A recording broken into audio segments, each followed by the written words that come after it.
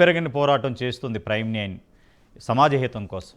ఏదేమైనా ఈరోజు గత 53 రోజులుగా మనం అనేక విషయాలు చర్చిస్తున్నాం. కానీ ఈరోజు ఒక స్పెషల్ డిబేట్ ఏంటంటే 2009 విద్యా హక్కు చట్టం ప్రకారం ప్రతి ప్రైవేటు స్కూల్స్లో ఎస్సీ ఎస్టీ బీసీ వికలాంగులకు అలాగే అణగారిన వర్గాలకు సంబంధించిన ఈడబ్ల్యూఎస్కు హెచ్ఐవి బాధితులకు వికలాంగులకు ఒక 25% సీట్స్ రిజర్వేషన్ చేసి వాళ్ళు అప్లై చేసుకుంటే 1వ తరగతిలో తద్వారా లాటరీ ద్వారా ఎంపిక చేయాలి. కానీ తెలంగాణలో దాన్ని ఊసేలేదు. ఆంధ్రప్రదేశ్లో అమల్లో ఉన్న 2022-23 అకాడమిక్ ఇయర్ నుంచి కొన్ని అమలు చేస్తున్నాయి, కొన్ని అమలు చేయట్లేదు. దాని మీద ఒక నియంత్రణ లేదు, ఒక వెరిఫికేషన్ లేదు. ఏదేమైనా చట్టాలు మనకు ఉంటాయి కానీ దాన్ని అమలు చేసే నాదుడు కానీ అధికారులు కానీ ప్రభుత్వ అధినేతలు కానీ ఒక మానిటరింగ్ వ్యవస్థ మన తెలుగు రాష్ట్రాల్లో లేదు. ఏదేమైనా 2 రాష్ట్రాల్లో ఒక విధంగా కంపేర్ టు ఆంధ్రప్రదేశ్ చెప్పాలని తెలంగాణలో కొంత మొత్తం గాలి కుదిలేశారని చెప్పాలి కార్పొరేట్ విద్యా వ్యవస్థ అటు ఏపీలో కూడా. కానీ 25% ఎడ్యుకేషన్ యాక్ట్ ప్రకారం 2009 విద్యా హక్కు చట్టం ప్రకారం మనం కల్పించాలని చట్టాలు ఉన్నాయి. ఎందుకు చట్టాలను అమలు చేయట్లేదు అనే దాని గురించి ఈరోజు స్పెషల్ డిబేట్ చేస్తున్నాం. ఈ డిబేట్లో మీరు కూడా పాల్గొనవచ్చు, మీ సమస్యలను మా ద్వారా ప్రభుత్వానికి తెలియజేయచ్చు 2 రాష్ట్రాల్లో. ఈ డిబేట్లో పాల్గొంటున్న వారిని పరిచయం చేస్తాను. ఈరోజు బొప్పరాజు వెంకటేశ్వర్లు రాష్ట్ర అధ్యక్షులు ఏపీ రెవెన్యూ సర్వీస్ అసోసియేషన్, వారు ఏపీ జేఏసీ అమరావతి దానికి చైర్మన్గా ఉన్నారు. నమస్కారం బొప్పరాజు గారు. బొప్పరాజు గారు వీడియో ఆన్ చేసుకోండి. మీరు బొప్పరాజు గారు మీ వీడియో ఆన్ చేసుకోండి.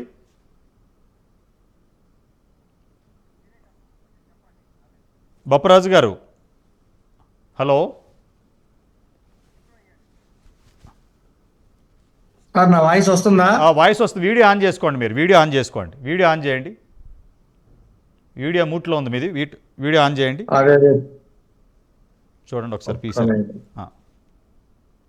వాయిస్ క్లారిటీ ఉంది. ఒకసారి వీడియో ఆన్ చేయండి.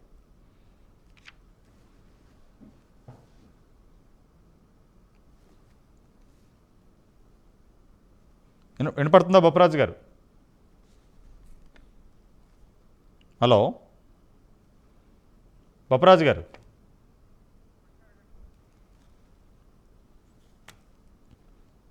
ఓకే బొప్పరాజు గారు వినపడుతుందండి? మీట్లో ఉంది, మీరు ఒకసారి ఆన్ చేయండి.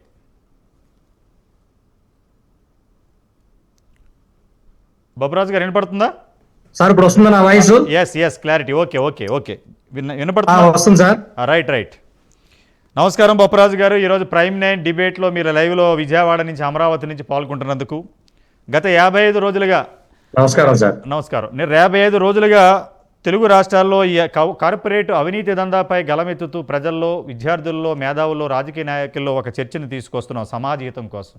ఏదేమైనా మీరు గత 14 సంవత్సరాలుగా ఏపీ రెవెన్యూ సర్వీస్ అసోసియేషన్ మరియు చైర్మన్గా ఉన్నారు. అలాగే ఏపీ జేఏసీ అమరావతి ఉద్యమంలో 8 సంవత్సరాలుగా పనిచేస్తూ ఒక ప్రభుత్వానికి సంబంధించిన ఏదైతే ఉన్నాయో అవన్నీ అమలుపరచడానికి మీ వంతుగా మీరు సమాజహితం కోసం పనిచేస్తున్నారు.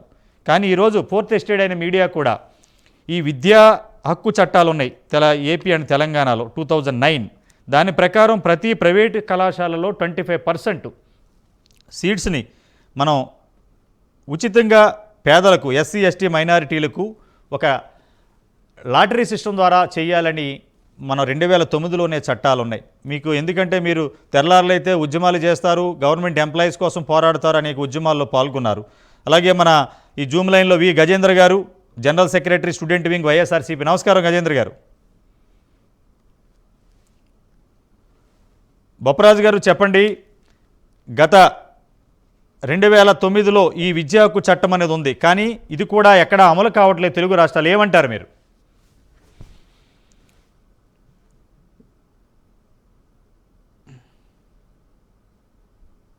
బొప్పరాజు గారు ముందుగా సత్యనారాయణ గారికి, అదే విధంగా డిబేట్ లో పాల్గొన్నటువంటి గజేంద్ర గారికి ముందుగా నా యొక్క నమస్కారాలు. Thank you sir. చాలా సంతోషం సార్. సత్యనారాయణ గారు చెప్పండి. ప్రైమ్ నైన్ గత 50 రోజులుగా విద్యా హక్కు చట్టం, అందులో ప్రధానంగా పేద విద్యార్థులకు ఉచితమైనటువంటి విద్య కార్పొరేట్ స్కూళ్ళలో కూడా అందించాలనేటువంటి ఒక కృత నిశ్చయంతో ప్రైమ్ నైమ్ చేస్తున్నటువంటి ఈ ప్రయత్నానికి ప్రత్యేకంగా నేను ధన్యవాదాలు తెలియజేస్తున్నాను. Thank you sir. మరీ ప్రత్యేకంగా మీరు ఈ సత్యనారాయణ గారు మీరు చేస్తున్నటువంటి ప్రయత్నం కానీ దాదాపుగా అందరికీ తెలియనటువంటి ఒక అంశాన్ని మిత్రులకు ఎవరికి కూడా ఈ అంశం పెద్దగా తెలియదు. అటువంటి తెలియనటువంటి అంశాన్ని మీరు అందరికీ తెలియవచ్చేటట్టుగా చేయటం కూడా చాలా సంతోషాన్ని ఇస్తుంది. మీకు ముందుగా నా యొక్క ధన్యవాదాలు తెలియజేస్తా ఉన్నాను. Thank you sir. Thank you.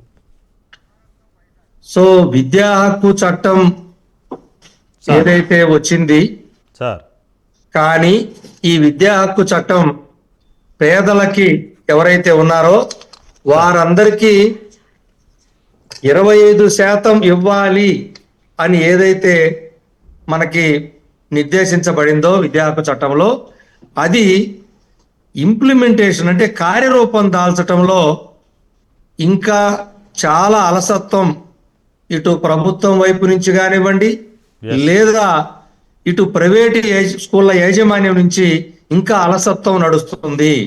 ప్రధానంగా ఎస్సీ, ఎస్టీ, బీసీ, మైనారిటీ, అదే విధంగా వికలాంగ సంబంధించినటువంటి అనేక మంది విద్యార్థులకి చేయాల్సినటువంటి ఒక గొప్ప పథకాన్ని ఎందుకో ఇంకా నిర్లక్ష్యంగా నడుస్తుందనేది నా యొక్క అభిప్రాయం. Yes sir. ఎందుకు ఇంకా ప్రభుత్వాలు మన సూపర్విజను, సూపర్ 6 అని అనేక సంక్షేమ పథకాలు అమలు చేస్తున్నారు, కానీ ప్రతి స్కూల్లో 25% అంటే దగ్గరగా 100 సీట్లు ఉంటే 25 సీట్లు ఫ్రీగా ఇవ్వచ్చు. అంటే ఎంతమంది బడుగు బలహీన వర్గాలకు న్యాయం చేస్తారు? మీరు ఎన్నో ఉద్యమాలు చేశారు బొప్పరాజు గారు, మాకు తెలుసు. తెలుగు రాష్ట్రాల్లో ఉమ్మడి ఆంధ్రప్రదేశ్లో చేశారు, తెలంగాణ ఆంధ్రప్రదేశ్ విడిపోయాక ఏపీలో చేస్తున్నారు.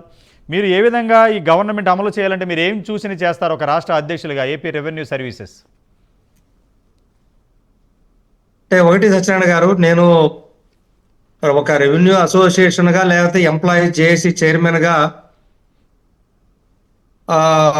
ఒకవేళ నాకు ఇందులో పూర్తిగా బాధ్యతగా కాకపోయినా ఒక బ్యాక్వర్డ్ క్లాస్ నుంచి వచ్చినటువంటి వాడిగా భవిష్యత్తు తరాలకి అందించాల్సినటువంటి ఫలాలు ఏదైతే ఉన్నాయో అవి ప్రభుత్వం చాలా చిత్తశుద్ధిగా చేయాల్సిన అంశం ఇందులో ఎంతైనా ఉంది.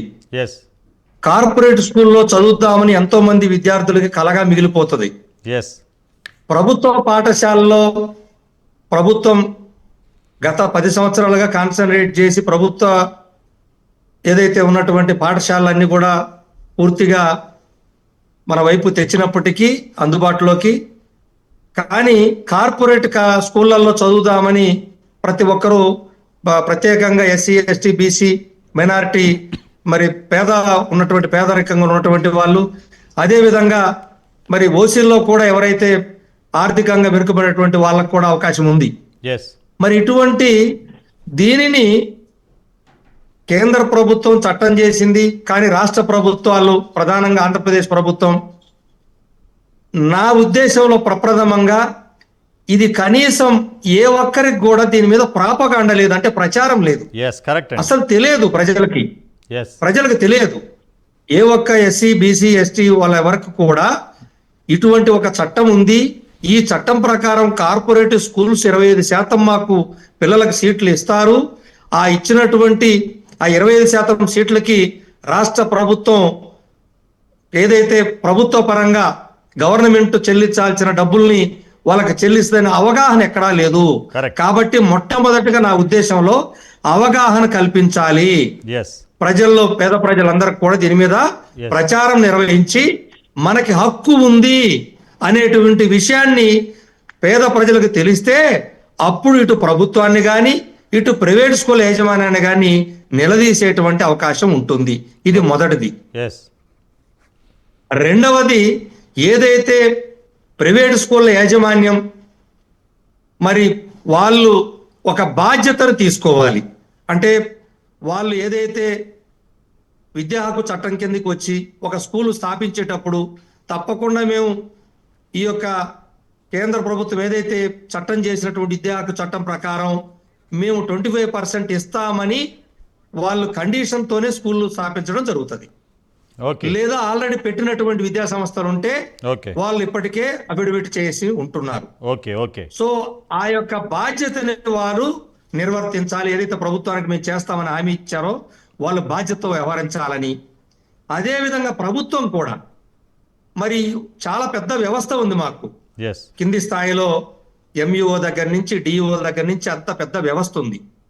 ఈ వ్యవస్థ ద్వారా మనకు రావాల్సినటువంటి ఏదైతే ఆ 25% సీట్ల కోసం వాళ్ళు ఇస్తున్నారా లేదా, సక్రమంగా అమలు పరుస్తున్నారా లేదా అనేటువంటి ఒక చెకింగ్ అనేది పెట్టాలి.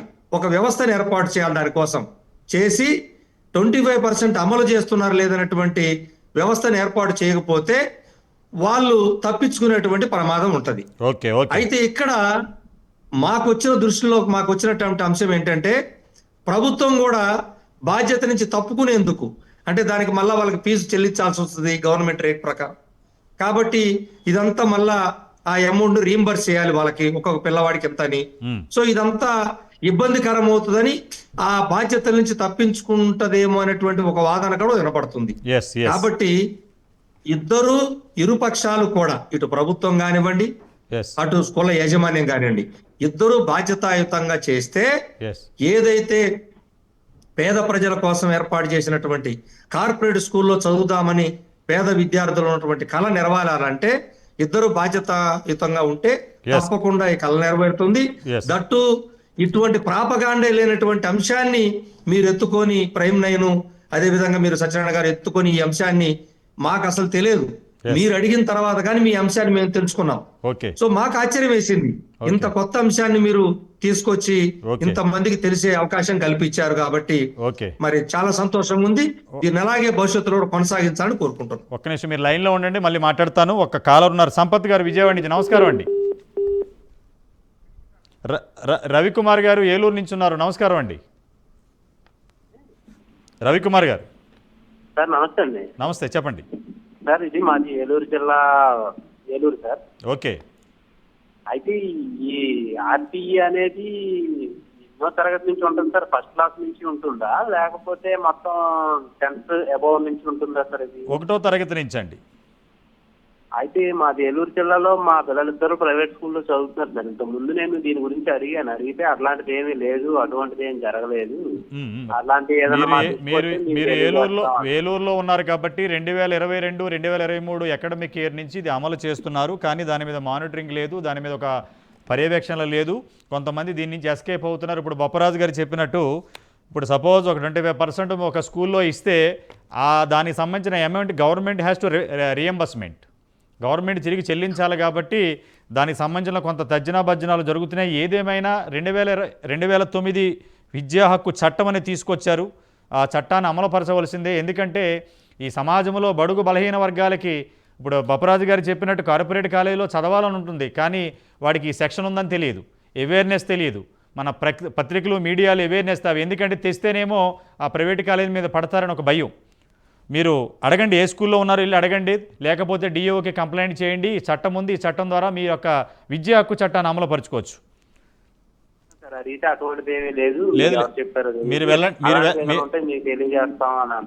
మీరు వెళ్ళండి, లేదంటే కన్సర్న్ ఏలూరు డిస్ట్రిక్ట్ డిఈఓ ఆఫీస్కి వెళ్ళండి, లేదంటే మళ్ళీ మా ప్రైమ్ 9 కార్యాలయం సంప్రదించండి, మీకు న్యాయం జరిగేటట్టు చేస్తాం.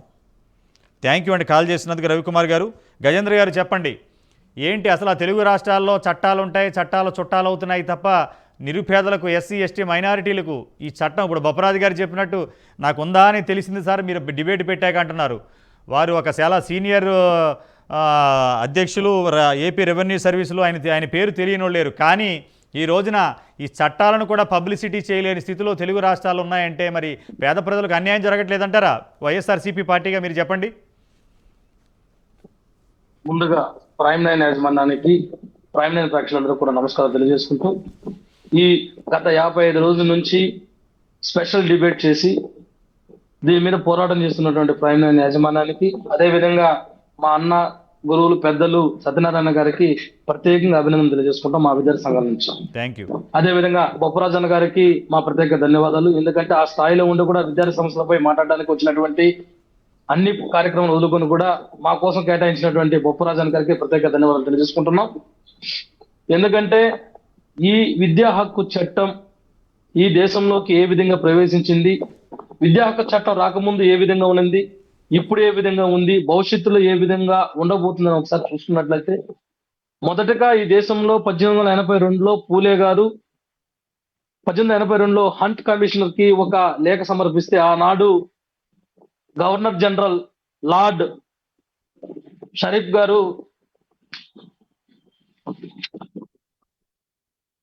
లార్డ్ రిప్పన్ గారు ఆ రోజు కమిషన్ ఏర్పాటు చేస్తే దానికి ప్రమేయంగా మళ్ళీ బాలగంగాధర్ గోపాలకృష్ణ గోఖలే గారు 1910-11లో కౌన్సిల్ లెజిస్లేటివ్ కౌన్సిల్ లో మళ్ళీ ఆ తీర్మానం చేసి ఆ తీర్మానం వీగిపోతే మళ్ళీ అది కొనసాగించి 2021 CABE central advisor board education కేంద్ర విద్యా సలహా మండలి ఏర్పాటు చేస్తే మళ్ళీ అది 1929లో రద్దు అయింది. మళ్ళీ దాన్ని 1935లో మళ్ళీ అమలు పరిస్తే మళ్ళీ 1950 మన భారత రాజ్యాంగంలో దాన్ని 4వ భాగం 45 నిబంధనలో 6 నుంచి 14 సంవత్సరాల పిల్లలు ఉచితంగా నిర్బంధ ప్రాథమిక హక్కు కావాలని రాజ్యాంగంలో పొందుపరిచారు. పొందుపరిచినప్పటికీ దాన్ని తూతూ మంత్రంగా అమలుపరుస్తూ మళ్ళీ 2002లో దాని మీద మళ్ళీ కమిటీలు వేసి దాన్ని కింది మీద చేసి మళ్ళీ 2009లో ఈ విద్యా హక్కు చట్టం ఏదైతే 2009 ఉందో దాన్ని అమలుపరచడం జరిగింది. అమలుపరిచిన తర్వాత కూడా దాన్ని అమలుపరిచిన తర్వాత కూడా అది పేపర్ల వరకే, ఏదైతే చట్టంలో మాత్రమే దాన్ని దాచిపెట్టి కప్పిపుచ్చి దాన్ని రాజకీయం చేసి బయట ఎక్కడ కూడా తీసుకురాకుండా కప్పిపుచ్చి రాజకీయం చేసేటువంటి పరిస్థితి ఈ దేశంలో ఉంది. బొప్పరాజన్న గారు చెప్పినట్టు ఈ విద్యా హక్కు చట్టం ఇంతకుముందు కాలర్లో ఒక అతను చెప్పినట్టు ఈ విద్యా హక్కు చట్టం ఉందని కూడా చాలా మందికి తెలియనటువంటి దౌర్భాగ్య పరిస్థితుల్లో ఉన్నాం. ఇక్కడ బాధ్యతలు ఎవరో చెప్తాం చూడండి. ఈ యొక్క విద్యా హక్కు చట్టంలో మొత్తం 38 సెక్షన్లు ఉంటాయి. కొన్ని సెక్షన్లు చెప్తా, ఇంపార్టెంట్ సెక్షన్లు. సెక్షన్ 7, ఈ చట్టం అమలు నిధులన్నీ కూడా కేంద్ర రాష్ట్ర ప్రభుత్వాలు రెండు కూడా భరించాలి. సెక్షన్ 8, రాష్ట్ర ప్రభుత్వం బాధ్యత వహించాలి. సెక్షన్ 9, స్థానిక ప్రభుత్వం దీని బాధ్యత తీసుకొని దాన్ని ఆరోపించే కార్యక్రమం చేయాలి. సెక్షన్ 10, 6 సంవత్సరాల నుంచి 14 సంవత్సరాల పిల్లలను పాఠశాలల్లో చేర్పించడం తల్లిదండ్రుల యొక్క బాధ్యతగా ఉంటుంది. సెక్షన్ 11లో 3 నుంచి 6 సంవత్సరాల పిల్లలకి పూర్వ ప్రాథమిక విద్యని అందించడం ప్రభుత్వం బాధ్యతగా తీసుకోవాలి. సెక్షన్ 31, విద్యను బాలల హక్కు సంఘం పర్యవేక్షణ ఉంటుంది. దీన్ని చుట్టూ ఎంత రాజకీయం ఉందో చూడండి, రాష్ట్రం నుంచి దేశం వరకు. అదేవిధంగా సెక్షన్ 33, జాతీయ సలహా సంఘం ఏర్పాటు ఉంటుంది. సెక్షన్ 34, రాష్ట్ర సలహా సంఘం కూడా ఉంటుంది. సెక్షన్ 38, ఈ చట్టం అమలు చేయడానికి నియమాలను రూపొందించుకోవడానికి సంబంధిత ప్రభుత్వాలుకి అధికారం కలదు. మరి ఇంత పెట్టుకొని, ఇంత విసులుబాటు పెట్టుకొని దీన్ని నీరుగార్చడం ఈ దేశం అభివృద్ధి చెందకపోవడానికి కారణం ఈ దేశంలో ఉన్నటువంటి ఎస్సీ, ఎస్టీ, బీసీ, మైనార్టీ వర్గాలు 85% ఉంది కదా. ఈ 85% అభివృద్ధి చెందినప్పుడే కదా, చదువుకున్నప్పుడే కదా, విద్యావంతులు అయినప్పుడే కదా ఈ దేశం బాగుపడేది. దాని పక్కన పెట్టి ఈ దేశం బాగుపడుతుందని మా తాతలు ఉన్నప్పుడు, మా ముత్తాతలు ఉన్నప్పుడు, మా నాన్నలు ఉన్నప్పుడు, మేము రేపు భవిష్యత్తులో మా పిల్లలు కూడా ఈ భారతదేశం అభివృద్ధి చెందుతున్న దేశంగానే చెప్పుకుంటూనే పోతుంటాం. అభివృద్ధి చెందిన దేశంగా చెప్పాలంటే ఈ దేశంలో ప్రతి ఒక్కరికి ఉచిత విద్య అందినప్పుడే ఈ దేశం బాగుపడుతుంది.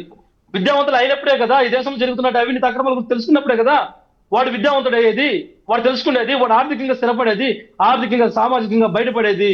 కాబట్టి ఈ యొక్క విద్యా హక్కు చట్టం ఏదైతే ఉందో దాన్ని తూచా తప్పకుండా ఈ కేంద్ర రాష్ట్ర ప్రభుత్వాలు ఖచ్చితంగా అమలు పరచాలి. ఇంతకుముందుగా బొప్పరాజన్ గారు చెప్పినప్పుడు ఎక్కడ వాళ్ళకి ఫీజు రింబర్స్మెంట్ మళ్ళీ తిరిగి ఇవ్వాలో అనే బాధతోటి ఎంతమందికి ఇస్తారంటే ఒక పాఠశాలలో 25% అంటే 100 మందికి 25 సీట్లు ఫ్రీగా ఇస్తే దేశం మొత్తం లేదా రాష్ట్రం మొత్తం కూడా ఎంత అవుతుంది? ఒక 5 కోట్లు 10 కోట్లు అవుతుందా? మీరు కబ్జా చేసేటువంటి నిధుల్లో 0.001% కూడా ఉండదు కదా నిధులు. ఈనాటి బాలలేనిపటి పౌరులు, ఈనాటి బాలలే ఈ దేశ పునాదులని చెప్పుకునేటువంటి ఈ రాజకీయ నాయకులకి ఇంత సోయ లేదని మేము అడుగుతున్నాం. ఎందుకంటే ఈ దేశం ఎటువైనా పోని ఈ దేశం చదువు లేకుండా బానిసత్వంతో మగ్గుతుంటే కొంతమంది రాజకీయ నాయకులకి పబ్బం గడుపుకునే పరిస్థితి ఉంటుంది. ఆ రోజు బ్రిటిష్ వాళ్ళు 1882లో పూలే గారు ఆ హంట్ కమిషనర్ కి లేఖ సమర్పించినప్పుడు ఆ బ్రిటిష్ వాడు ఆ కమిషన్ ఏర్పాటు చేయకపోయింటే అప్పుడు చాలా మంది విద్యకు దూరం అయిపోయే వాళ్ళు. ఆ తల్లి సావిత్రిబాయి పూలే గారు మొదటి ఉపాధ్యాయులుగా ఉండి ఈ దేశంలో మహిళలందరూ కూడా చదువుకోవాలని గొప్ప సంకల్పంతోటి ఆలోచనతోటి ఈ రోజు అందరికి కూడా విద్యను అందించేటువంటి గొప్ప గొప్ప సంస్కరణలు ఆ రోజు బ్రిటిష్ కాలంలోనే ఆ రోజు అంతా సమస్యలు ఉన్నప్పుడు కొంతమంది మహానుభావులు తీసుకొచ్చినటువంటి కొన్ని కార్యక్రమాల వల్ల ఈ రోజు చదువుకుంటున్నాం. ఏదన్నా అంటే మనం బ్రిటిష్ వాడు వచ్చాడు 200 సంవత్సరాలు ఈ దేశాన్ని పరిపాలించాడు, ఈ దేశాన్ని దోచుకెళ్ళిపోయినారు అంటున్నారు. ఆ రోజు ఉండబట్టి ఒకటో రెండు ఇంగ్లీష్ ముక్కలు చదువుకొని మా తాతలు ముత్తాతలు ఈ రోజు కూడా మేము చదువుకున్నటువంటి భాగ్యాన్ని కల్పించినటువంటి ఆ గొప్పలు బ్రిటిష్ వాళ్ళని మేము భావిస్తాం. మీరు అంత గొప్పలు అయితే వాళ్ళంత చెడ్డోళ్ళు అయితే ఈ రోజు మీరు అందరికి ఉచిత విద్యను అందించవచ్చు కదా. ఎందుకు ఈ దొంగ నాటకాలు, ఎందుకు ఈ కపట ప్రేమలు? ఓటు కావాలంటే ఓటు మీకు వేస్తాం మేము, మంచి చేసినట్టు ఓటు వేయాలని కదా మా తప్పన తాపైతే చదువు రాని వాళ్ళు పేదవాళ్ళు, ఈ దేశంలో పేదవాళ్ళు మేమే కదా. మేము చదువుకుంటే మీకు ఓటేస్తాం కదా, మేము చదువుకుంటే ఉద్యోగాలు చేసుకుంటాం కదా, మీరు రాజకీయాలు చేసుకుంటారు కదా. మేము చదువుగా రాకపోతే రాజకీయాల మీద దృష్టి పెడతాం. ఈ దేశంలో ఉన్న ఎస్సీ ఎస్టీ బీసీ మైనారిటీ వర్గాలు నాకు చదువు రాలేదు ఆల్టర్నేట్ గా కావాలంటే మీ సిటీకి అసలు పెట్టే పరిస్థితి మాకుంటది. కాబట్టి మేము దయచేసి చెప్పేది ఏంటంటే మేము చెప్పేది ఏంటంటే ఇక్కడ పర్యవేక్షణ లోపం ఎలా ఉందంటే ఉదాహరణ చెప్తా. 2023లో చైల్డ్ రైట్ కమిషన్ నివేదిక ప్రకారం ఏపీలో 40% ప్రైవేట్ కళాశాలలో RTI 25% ప్రవేశ నిబంధనలు పాటించనే లేదు. ఇదేం చెప్తుంది? చైల్డ్ రైట్ కమిషన్ చెప్తుంది. అదే విధంగా కృష్ణా జిల్లాలో 2022లో RTI పేరుతో ప్రవేశాల కోసం ప్రతి ఒక్క పిల్లవాడి దగ్గర 10,000 డిమాండ్ చేసిందని నివేదిక చెప్తుంది. అదే విధంగా ఒక NGO చేసిన సర్వే ప్రకారం RTI కింద ప్రవేశం పొందిన 65% పిల్లలకు వాళ్ళకి సకాలంలో బుక్కులు ఇవ్వకుండా వాళ్ళకి కావాల్సినటువంటి దాన్ని ఏమంటారు ప్రిస్క్రైబ్డ్ యూనిఫామ్ పుస్తకాలు పంపిణీకి చేయకుండా ఆలోచన చేసి వాళ్ళ ప్రత్యేకంగా కూర్చోబెట్టి మీకు ఫీజులు రాలేదు, మీరు చదువుకునే హక్కు లేదు, మీరు మీ చేతుల నుంచి డబ్బులు కట్టాలి అని చెప్పినటువంటి పరిస్థితులు ఒక NGO చేసిన సర్వేలో తెలుస్తుంది. ఇక్కడ ప్రభుత్వాలు చిత్తశుద్ధి ఎక్కడ ఉందని మేము అడుగుతున్నాం. ఇక్కడ ఒక కన్క్లూజన్ ఇస్తున్నా. ఇక్కడ సంబంధిత మండల అధికారులు MEO గారు కానీ, జిల్లా అధికారులు DEO గారు కానీ, సంబంధిత విద్యాశాఖలు అన్ని కూడా ఏం చేస్తుందని అడుగుతున్నాం. మనం గతంలో మాట్లాడినట్టు ఎక్కడైతే ఇది మన 1వ తరగతి నుంచి 10వ తరగతి వరకు ఇంటర్మీడియట్ కానీ, డిగ్రీ కానీ, PG కానీ అన్ని చోట్ల వ్యవస్థలో నిర్నిరీక్షణ చేసి డబ్బుల కోసం కక్కుర్తుపడి, కాసుల కోసం కక్కుర్తుపడి ఈ దేశ భవిష్యత్తును నాశనం చేస్తున్నది మొదటగా ముద్దాయి అధికారులు, తర్వాత ప్రభుత్వాలు, తర్వాత తల్లిదండ్రులు. నేనేమంటానంటే గజేందర్, SC ST BC మైనారిటీలు వీళ్ళందరూ కూడా భారతదేశంలో ఈ 75 సంవత్సరాల స్వతంత్ర భారతదేశంలో ఓట్లు వేయడానికి మాత్రం వీళ్ళు కావాలి, ఓట్లు వేయడానికి కావాలి ఖచ్చితంగా. ఎందుకంటే ఓట్లు వేసేస్తే చాలు. కానీ వీళ్ళకి అందవలసిన సంక్షేమ పథకాలు, ఎందుకంటే ఈ ప్రపంచంలో ఈ అంత గ్లోబలైజేషన్లో without education you cannot do anything. మన ఎడ్యుకేషన్ లేకుండా మనిషికి జ్ఞానం రాదు. ఆ జ్ఞానం కనుక వాళ్ళకు వస్తే, అణగారిన BC వర్గాలకు, SCలకు STలకు మైనారిటీలకు వస్తే మరి ఎవరికైనా అడ్డొస్తుందేమో అన్న ఆలోచనతో చేస్తున్నారని తప్ప వాళ్ళకి ఇచ్చే ఫలాలు కూడా అందకపోతే ఇంకా ఈ దేశంలో మనకి రాజ్యాంగం ఉండి, ఇంత వ్యవస్థ ఉండి, రాష్ట్రపతి, గవర్నర్లు, ముఖ్యమంత్రులు, మంత్రులు, విద్యాశాఖ మంత్రులు ఉండి ఎందుకు ఈ వ్యవస్థ? ఎవరి కోసం? మాట్లాడతాను మీతోటి. అదే మన బొప్పరాజు గారు చెప్పండి గజేంద్ర గారు. ఈ దేశ మూలవాసులు SC ST BC మైనార్టీలు వాళ్ళని ఓట్లేసే యంత్రాలుగా మార్చి రాజ్యాంగ ఫలాలు ఎవరైతే అనుభవిస్తారో, ఎవరైతే విద్యకు దూరంగా ఉంటారో, విద్యకు దూరమైన జాతి అభివృద్ధి చెందదని గొప్ప గొప్ప మేధావులు మనందరూ కూడా తెలుసు. అలాంటప్పుడు ఈ ఉచితమైనటువంటి ఈ ఒక్క పథకాన్ని మనకు ప్రవేశపెడితే మీరిచ్చేటువంటి ఏదైతే రేషన్ కార్డులు ఉంటాయో, రేషన్ బియ్యం ఉంటుందో, లేదా ఉచిత సంక్షేమ పథకాలు ఉంటాయో, లేకపోతే ఆ చీరలు, బర్రెలు, గొర్రెలు ఉంటాయో అవన్నీ కూడా మాకు అవసరం లేదు. మేమే మీ ప్రభుత్వానికి ట్యాక్సులు కట్టేటువంటి గొప్ప విద్యావంతులము, పెద్ద పెద్ద బిజినెస్ మ్యాన్లు అవుతామనేసి మా ప్రతిపాదన, మా ఆవేదన, మా ఆశయం. కాబట్టి దాని అనుగుణంగా ప్రభుత్వాలు కూడా ముందుకెళ్తాయని మేము ఆశిస్తున్నాం.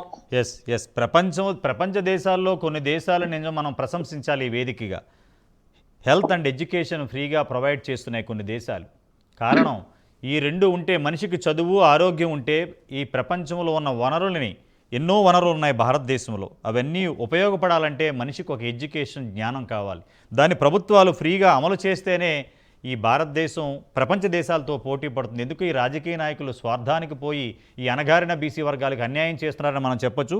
బొప్పరాజు గారు చెప్పండి, ఉద్యమాలు చేశారు, ఈ రోజున మీ పిల్లలు కూడా చదువుకుంటున్నారు, ఒక చట్టం ఉంది, రేపొద్దున అనేక వేదికల్లో మీరు గవర్నమెంట్తో పోరాడుతూ ఉంటారు. ఈ విద్యా హక్కు చట్టం అమలు చేయడానికి ఒక గవర్నమెంట్లో ఒక ఎంప్లాయీస్ అసోసియేషన్ ప్రెసిడెంట్గా తెలుగు రాష్ట్రాల్లో ఉన్న అధికారులకి, మంత్రులకి, ముఖ్యమంత్రులకి ఏం చెప్పాలనుకుంటున్నారు మీరు ఈ చట్టం గురించి? ఇది మీ డిపార్ట్మెంట్ కాదనేది కాదు, విద్య అనేది అందరికీ సంబంధించిందే. అవును సార్, అవును. విద్య అనేది అది ఒక హక్కు అని చెప్పి, అది మనకు ప్రాథమిక హక్కు కూడా. సో అటువంటి పరిస్థితుల్లో ఈ విద్యని అందించాల్సినటువంటి బాధ్యత కూడా కేంద్ర రాష్ట్ర ప్రభుత్వాల మీద ఉంటుంది. అందుకనే ఈరోజు చట్టాలైతే ఉన్నాయి, కానీ ఆ చట్టాలని పకడ్బందీగా అమలు చేయాల్సినటువంటి బాధ్యత ప్రభుత్వాల మీద ఉంటుంది.